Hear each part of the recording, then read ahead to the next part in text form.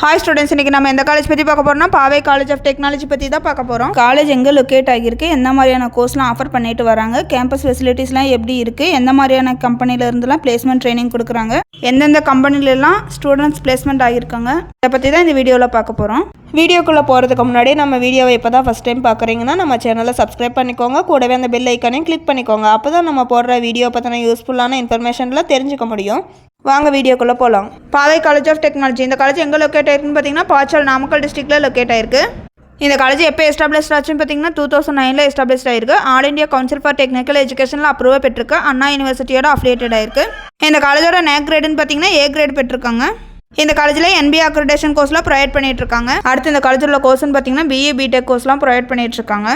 இந்த காலேஜோட டிபார்ட்மெண்ட்ஸ்னு பார்த்தீங்கன்னா biotechnology, civil engineering, computer science and engineering, electronics and communication engineering, இது மட்டும் இல்லாமல் இன்னும் சில டிபார்ட்மெண்ட்ஸ் இருக்குது.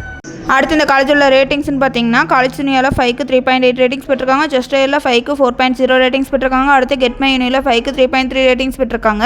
அடுத்து சென்டர் ஆஃப் எக்ஸலன்ஸ்னு பார்த்தீங்கன்னா robotics and automation, artificial intelligence and machine learning, internet of things, data science, renewable energy, advanced manufacturing technologies.